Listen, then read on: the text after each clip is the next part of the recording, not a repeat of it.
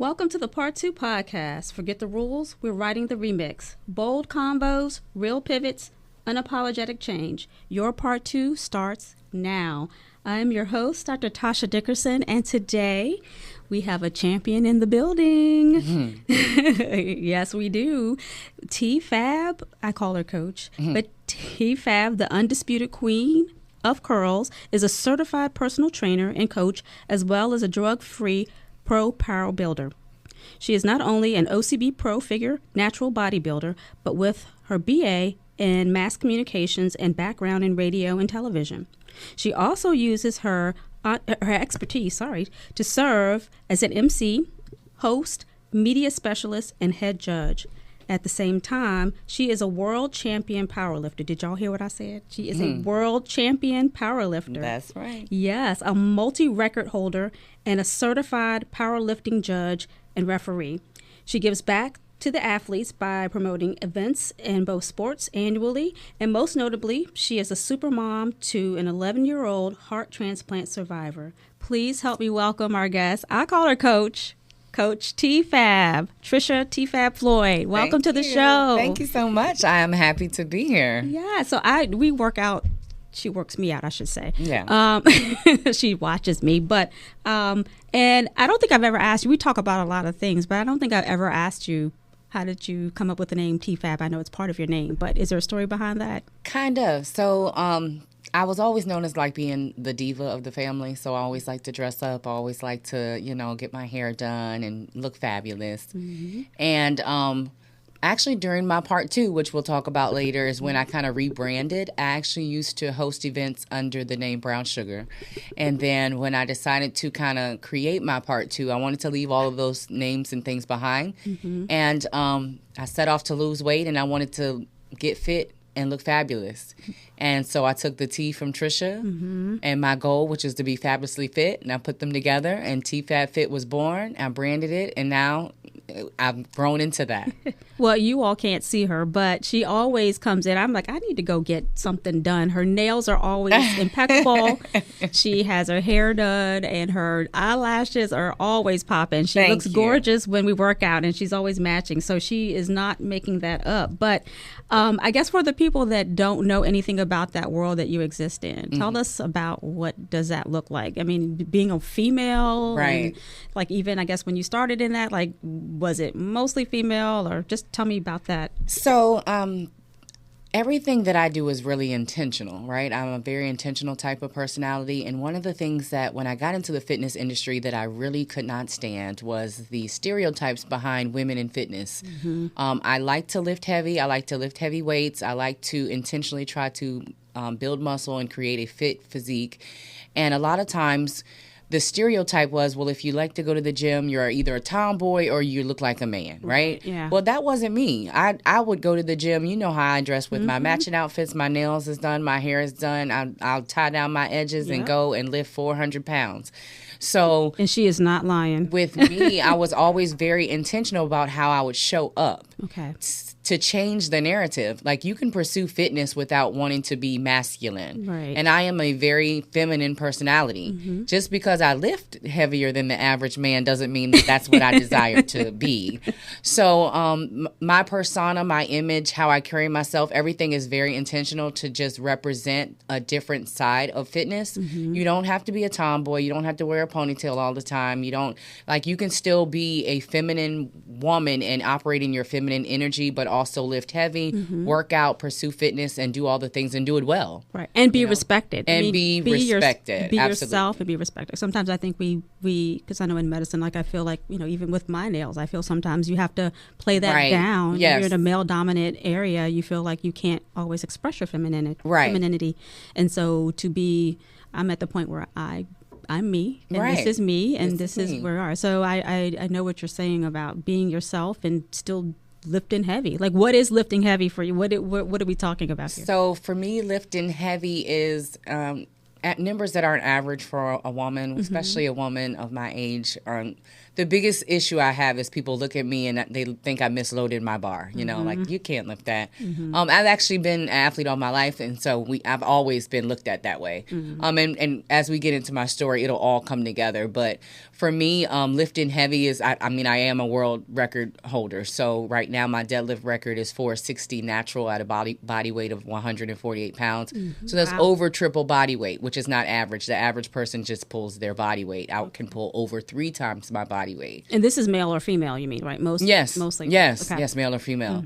So there's that, and then I also excel in the strict curl, which is a bicep curl in a strict form, and I can curl more than the average person, especially for my body weight. I'm actually ranked number 1 in the world for a natural athlete, and especially a female. Did y'all hear her? Wait and a minute. You're not going to just run over that. You're not going to just number 1 in the world. I'm actually Yes. the most. I have the most titles of any man or woman that ever did the sport. And You need a clap. I'm going to clap you up on that one because that is well deserved. Thank you. We're not going to just play by that. Okay. That is beautiful. Yes. Right. You deserve everything with that one. I appreciate that. Yes. Okay. Well, so the, let me see, what are we talking about with the training that happens with, how does that look to even get to where you are? I mean, I don't even know.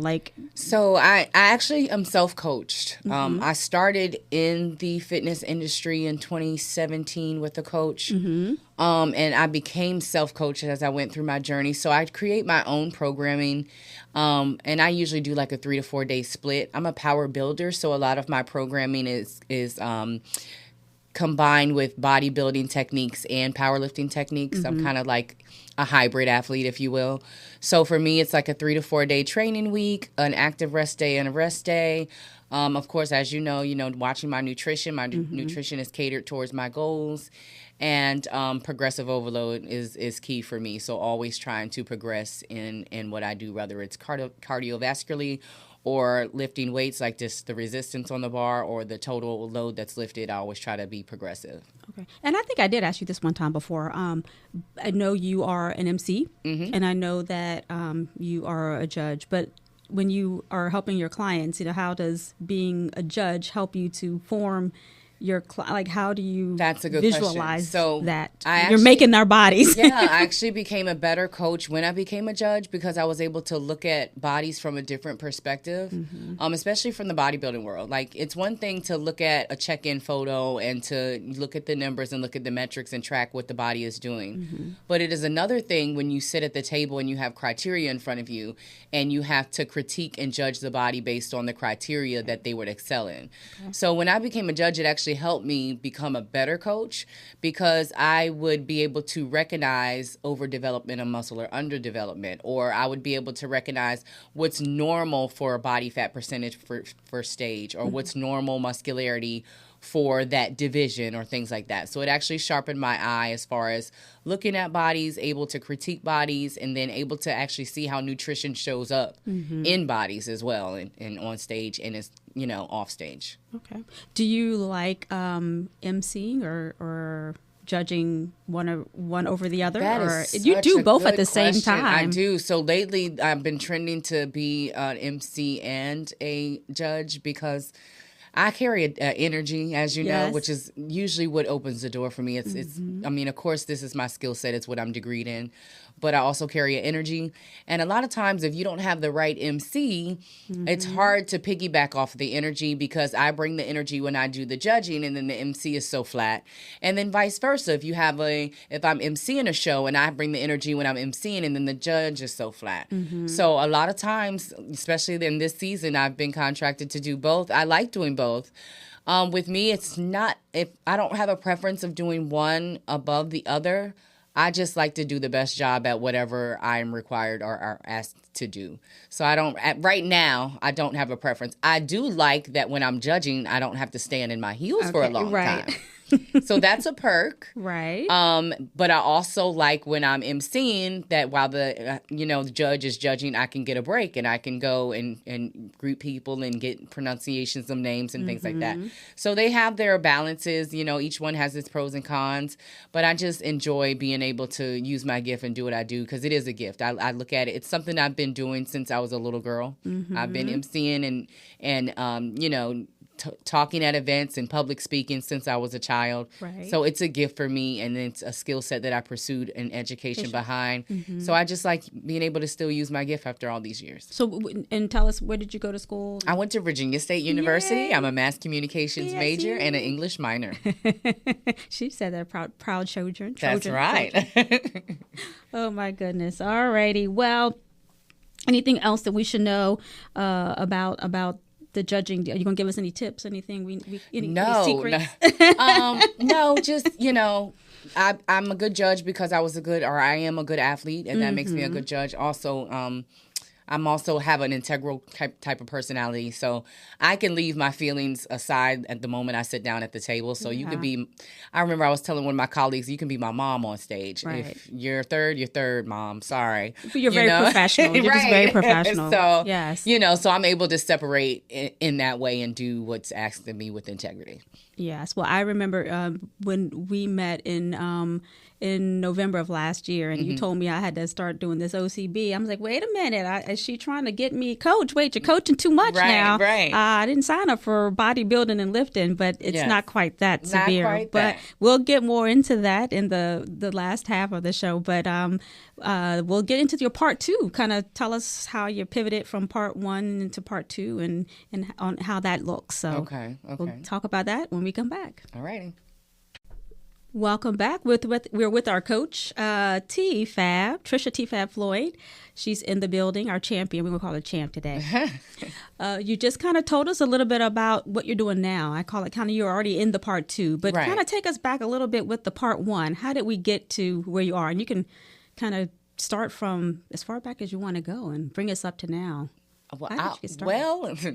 So let's see. Part 1. I actually grew up in the church, so I'm a PK, and mostly all the skills that I have were developed in church, you know.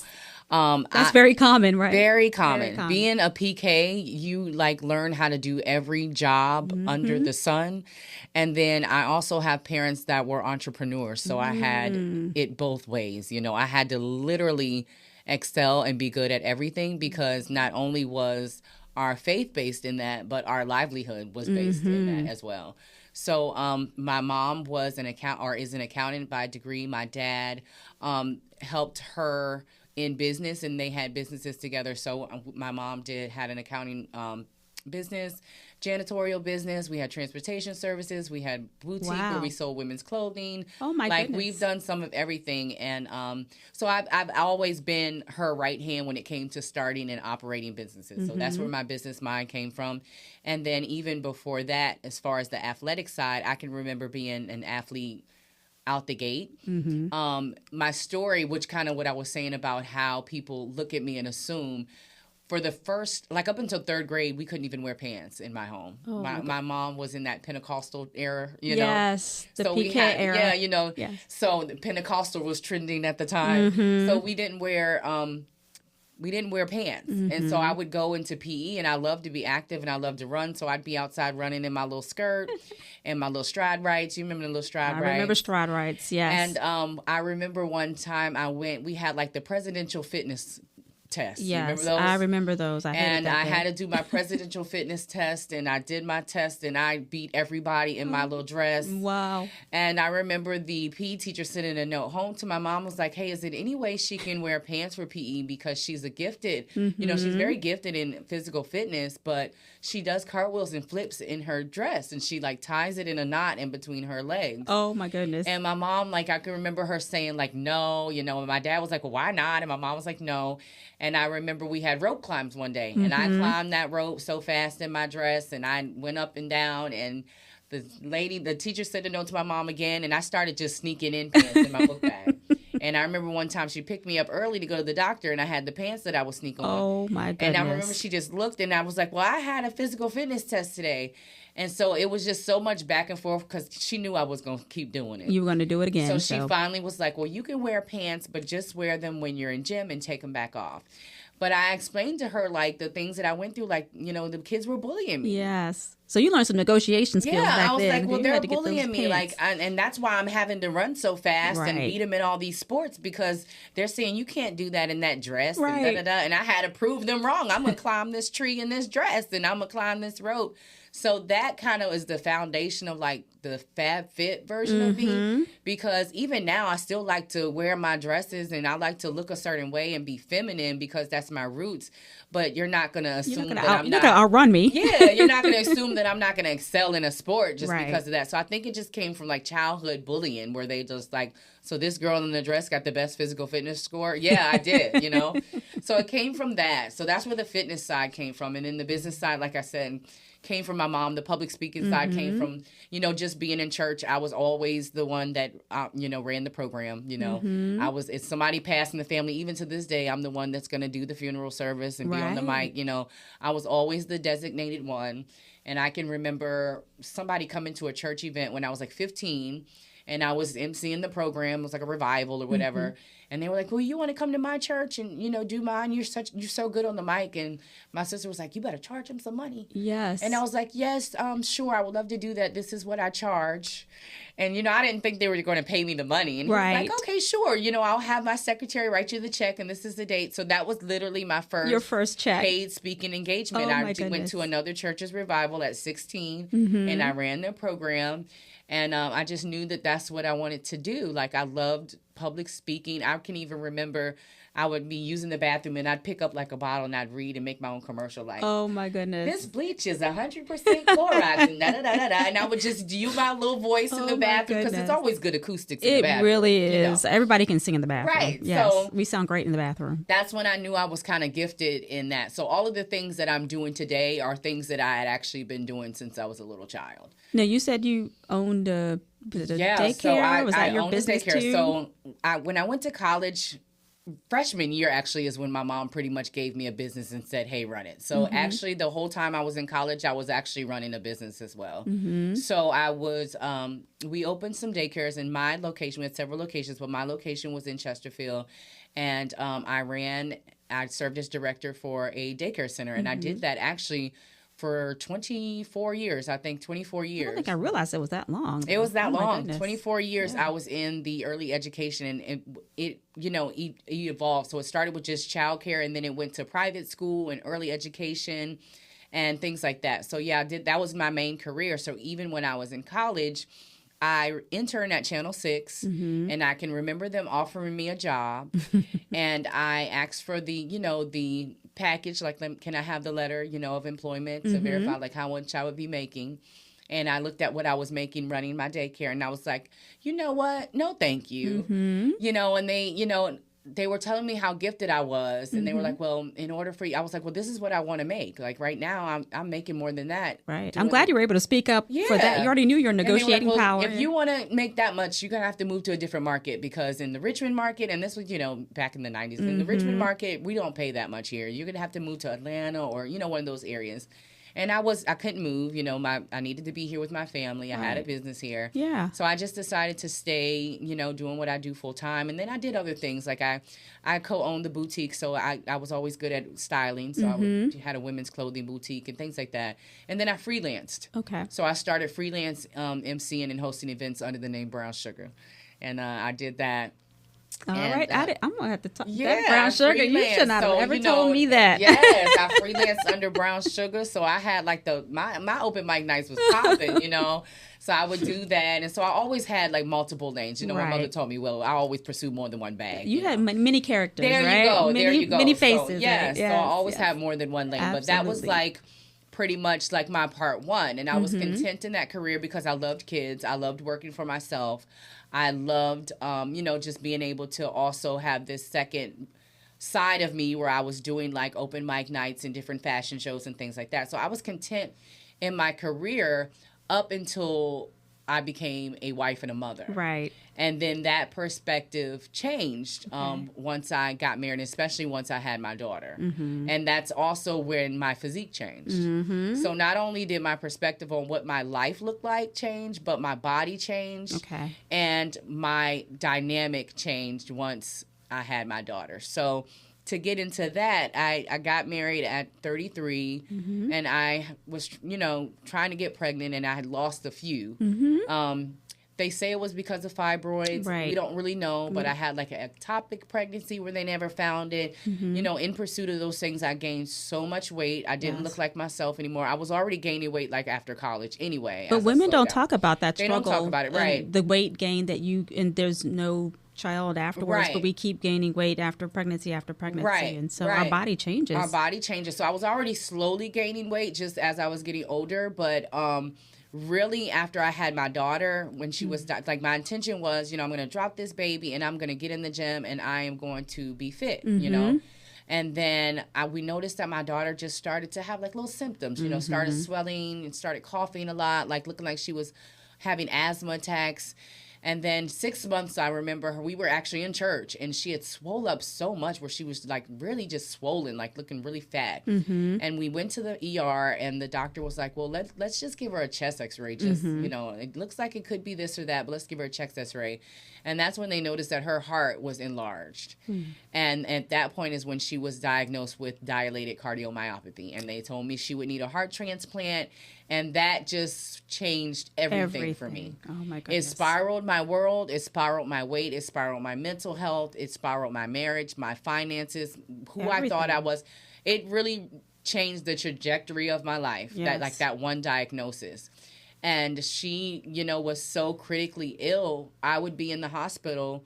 Sometimes I remember UVA, I'd be there for 3 months. Being there with her, being there for her. Yes. Months at a time. So once we, they said she needed a heart transplant, but my spirit said, no, not yet.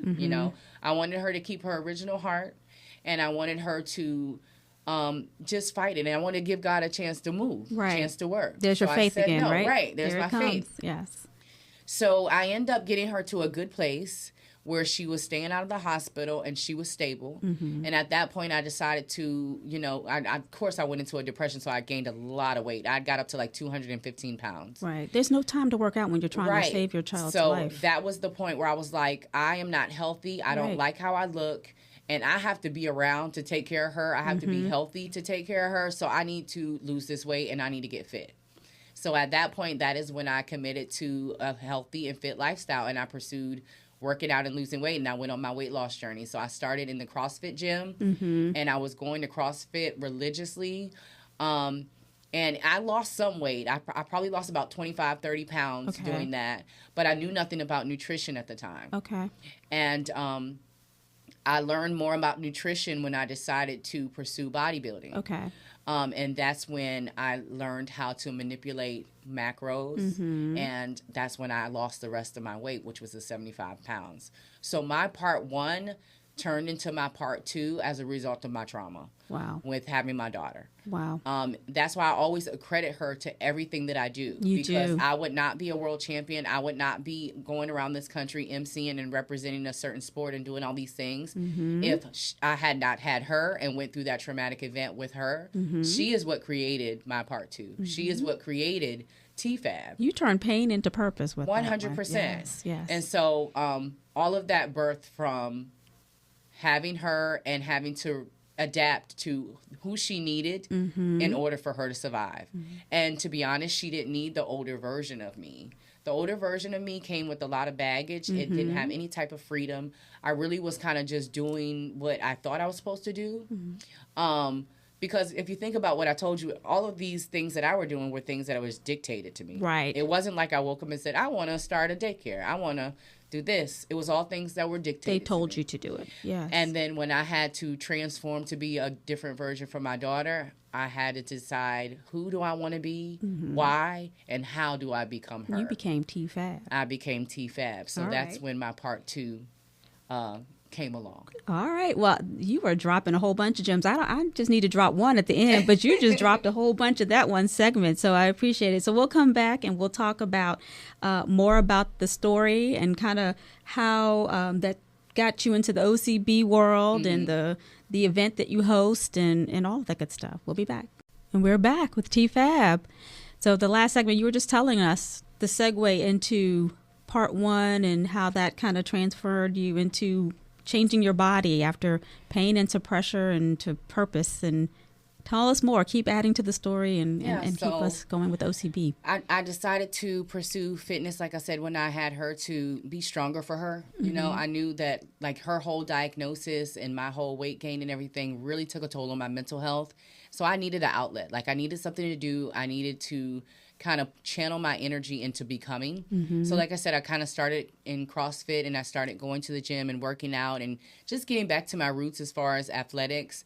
And so, like I said, I lost a few pounds, but I know like I hit a plateau for sure. Like I hit a plateau. And I can remember like staying around 35 pounds lost, and I was like, I need to do something different. I'm there with you right now. Right. So I started with like a bikini contest in Richmond, and I did that, and I was like, okay, I lost a little more weight, and I was like, I need to learn a little more about food and about macros. So that's when I decided to pursue bodybuilding. Okay. And like I said, all this time, my daughter was actually doing pretty good. She was stable. I mean, I had her in therapy. She was even in dance class. So she was doing good. So as far as I knew, that balance of me finding fitness and working out and channeling my, frustrations with her diagnosis, everything was going well. And so I decided to pursue bodybuilding, and I did my first show. I won my pro card on my first show. And I knew from like in CrossFit, I was good at deadlifting. Like I knew I excelled at it. So I decided to try my hand at powerlifting right after I won my pro card. Wow. And I set world records at the very first meet. I set world records in deadlift. So I actually took my daughter to Worlds. I ended up competing in Worlds, and I took my daughter to it. And, her health was fine, but they kept saying they wanted to do a heart cath. And I kept, I knew they had to put her to sleep, so I was a little scared. So I kept pushing it off. So I was like, okay, well, I'm training for Worlds. It's going to be my first powerlifting Worlds. After I do that, I'll take Tia to get her heart cath, and we'll kind of see where that is, and they'll give us a timeline on when she might need to get a transplant. Okay. So I finished Worlds. I won my world record. I got my first set of belts. And like the very next week, we took her to the, hospital for her heart cath at UVA, and she had a cardiac arrest. And at one point, they told me she wasn't even here. Wow. They literally were coming to tell me that her heart didn't survive anesthesia. That's another show. Yes. Because that in itself is a whole show. That is a whole But show. it took me through like an outer body experience where I can feel my spirit kind of go and get her and wake her up and bring her back. And she came back. Like they worked on her for 8 minutes, but she came back. But of course she was in critical, like she was in ICU. And I didn't want her to, if she had to be transplanted, I always said I wanted it to be at Duke. So we had her transported to Duke, and we listed her for a heart transplant. And I can remember, in the hospital pretty much just spiraling out. I had gained, like at that time I was a pro, because remember I had already won my pro card. Yeah, you were. I was a pro. I was a world champion powerlifter, and I had literally like gained so much weight back in the hospital. I was so depressed. I was suicidal. I was just ready to just give up on everything. Yes. And that's when I had to use the tools that I knew. I always said that the first prep saved my life. Right. Well, at that point, I was like, okay, well, I have to go back into that same energy. Like, if fitness saved you before, you're going to have to use fitness to save you again, because it's no telling how long you're going to be here. Wow. So I decided to go on prep. I remember going on prep in January 2019, and I was like, well, what is the biggest goal that I could set for myself in bodybuilding to keep me locked in? And I said, okay, well, I want to do the Yorton Cup. Okay. And so that was the goal that I set. Okay. I didn't know how. Right. But I was like, I want to do the Yorton Cup. So I'm going to go on prep while I'm in this hospital. This is going to keep me training. It's going to keep me focused. And then it's going to keep the doctors off my back. Because I remember I had so many panic attacks that the doctors was about to bar me from her room. Wow. I remember the doctor coming in and saying, your mental health is in a state where you're actually becoming a danger to her. So if you don't get it together, we're going to bar you from coming in here with her. Wow. And I went and joined a gym in North Carolina. And that saved your life. And it saved my life. Yes. I started going to train. I would prep my food at the Ronald McDonald House. I would put it in the nurse's refrigerator in the hallway. Everybody knew what I did at that point. They knew I was an athlete. They knew I was on prep. I still stayed in my daughter's room. I slept in her bed every night for 7 months, with her. But I went on prep. I would leave an hour a day to go work out. I would make sure my meals were prepped every Sunday. I would stuff them in that nutrition room. And I stayed on prep. And during that time is when I would see my progress. And I was like, I would have different moments where I would definitely be in meditation, and I know my spirit was like, this is what you're supposed to be teaching other people to do. And that's that PK party there coming you back go. out. Like you're prayer. troubleshooting life, but other people might have turned to alcohol or drugs or this or that, or just left your child at the hospital and just act like, nothing. David, Yes. But the fact that you can turn to fitness to save you and to troubleshoot your life through this situation is why you need to be helping other people. So in that moment, I knew that I was supposed to be coaching other women, because I was like, if I could survive this, that little mess they going through. You can help women through a whole lot of stuff. I was like, if I can survive this and still lose weight and keep my diet, then I don't want to hear anybody's excuse. So it was at that point that I decided to become a coach. And I was like, you know what, God, if you bring me out of this, I'm going to start coaching other women. And I'm going to teach them the confidence and the tools that have kept me on track, because everybody goes through something. It might not be something as big as your daughter on life support, but everybody goes through a trial in their life. And I can teach them how and what to do to make sure that they troubleshoot and don't create bigger problems by being in bad health while you're going through those things. Well, I have to tell you, I don't know, you're part of my part too, because when we spoke during, you have to go through you can't just work with Teefab. You have to be a committed person for her to work with you. But I pulled over in the parking lot. I was like, I saw you on Instagram, and I said, I need to work with her. I literally put in my information, and you called me the next day, and we had our conversation, and I pulled over in the parking lot. I was like, I'm a doctor, and I have gained like 20, 30 pounds. I'm not the tallest lady, so 20 or 30 pounds is a lot of weight. Where did this come from? I said, I don't know how. I don't know what time I'm going to have, but I got to figure out a way to work with her. So when you said yes, I said, I got to say yes, and so here we are. And then you told me I was going to be in the OCB Commit to Fit. Right. Yeah, she didn't ask me. She told me. That's right. kind of how Coach Teefab works. When you say yes, you got to say yes all the way. Right. So can you tell us a little bit about just, I know, working with you and then the OCB, and you're wonderful. The event is amazing. Talk about all of that. I can brag about that all day long. That was an amazing event that day. So the Commit to Fit actually just fell into my lap. Like, everybody in the OCB, which is my bodybuilding organization, the Organization of Competitive Bodies, everybody was very familiar with my story when I won my pro card. A lot of people, I got a lot of attention because at that time it wasn't common to go pro on your first show. And then when I got interviewed right after that, I shared my story about my daughter. So even when my daughter ended up going into the hospital, and when I prepped through, that situation, and yes, I did make it to the World Championships and the Yorton Cup and all those great things. Everybody was watching me and inspired by my story.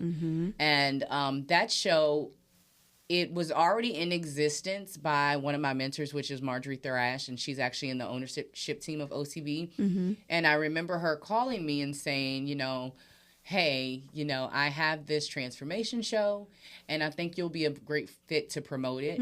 I've done it, and we've had some success, but, I think there's a greater vision for it, and I think you're the person that can, that can get that off the ground for me. And at that time, I was coaching already. So, right out of the gate, like, I kept my promise to God. As soon as I got out of the hospital, I started Team Teefab. Okay. So I was coaching. So honestly, the people on my team were already kind of doing that. They were already, like, I'm more of a transformation coach than anything else. I'm good at everything I try to do, but my passion is transformation. Right. If you want to do bodybuilding, I got you. If you want to do powerlifting, I got you. But I love transformation because to me, that's what I did, right? It was transformation. That was my foundation. So I said, sure, I'll take on the show. And I decided to promote the show, but I wanted to do it my way, and I wanted to put my spin on it. And I wanted to make sure that I tied in the story with my daughter because, again, even when I was in the hospital, I knew I would become a coach, but I also had a lot of dreams of things that I would do to help other people. And that's actually what would power me through. Like, I knew my daughter would be okay. Right. And I knew she would get a heart because I was having dreams of things that we would do on the other side. And one of those dreams I had was something very similar to the transformation show. So when she brought it to me, I was like, yeah, this is kind of what God has shown me. So I took on the show, and I said, this will be another opportunity to share my story, right? I can show my transformation. I can show my 75-pound weight loss. I can show people that I lost this weight while I was going through this. So no excuse. There's no excuse. You can lose weight too. Right. And so I took on the show, and the first thing I did is I added a tenacity award in honor of my daughter. So my daughter's heart came from an anonymous donor. And so another way to say thank you to her donor family, since we never met them, is we give out a tenacity award, and it's named after Tia, and that's one of the ways we kind of honor her heart donor. We take a moment and we tell her story about her transplant. We talk about how that helped me transform into who you see today. And then we give out that award to other people. And I was so happy today. This year, the award went to a kidney donor. Yeah. So it's just a way to kind of extend her story. Well, it was a fabulous event. It was truly, I was really taken aback by the stories, like you said, that were shared. I didn't know what to expect, but I was crying for strangers. I was like, what is going on? Yeah. It was so beautiful. But I know you have a whole lot more to tell. I need you to drop, you dropped some gems. I need you to drop a gem. I want my guests to leave something behind that, something that you learned. You learned a whole lot, and you taught us a whole lot. But just one gem, something you think that they need to hear, or that you learned, or that you wish that you knew. What would that be? Something that everybody needs to hear is that we all go through a different version of the same thing in life. Everybody goes through a point where they have to troubleshoot life. And it's not, we have to play the hand that we're dealt. We do. We can't fold. We can't throw in the cards. We have to learn to play the hand that we're dealt. We won't always have the answers for why we go through things. But you always have an option of how you deal with it. And so my life's trauma taught me that. Like, life, the journey is about troubleshooting life. It's about playing the cards that you're dealt. It's about making the best out of the situation that you're in. I love that. And there's no excuse for you to quit. There's no excuse for you to not pursue greatness in spite of. There's no excuse for you not to transform into your part 2. Wow. You have the power to create the life that you desire. And that is what I learned from my journey with my daughter, from my fitness journey, and just from my life journey in general. You have the power to create the life that you desire, no matter what you're dealt, no matter what kind of cards you are dealing with at the moment. Yes. You can either fold, right, or you can play the hand you have. You can play it out. And I choose to play to win. I love that. Well, thank you for sharing your story. That was a beautiful gem. It was beyond amazing. Tell the listeners how they can reach you, or how they can work with you, or what's the best way to... So you can connect with me on Instagram at Teefab Fit. That's TeeFabFit. To join Team Teefab, because I am a transformation coach and also a bodybuilding and powerlifting coach, you can email me at teefabfit@gmail.com. And if you need anyone to work your events, any speaking engagements, or anything concerning all things fabulous, I'm your girl. So shoot me an email or DM me on Instagram, and I got you. I am booking for 2026. All right. Get her now. She will be gone. That's right. Well, that is the end of the Part 2 podcast, episode number 1. And follow us on Instagram. It's Part 2 Podcast. I am your host, Dr. Tasha Dickerson. Make the next chapter your best chapter. That's right.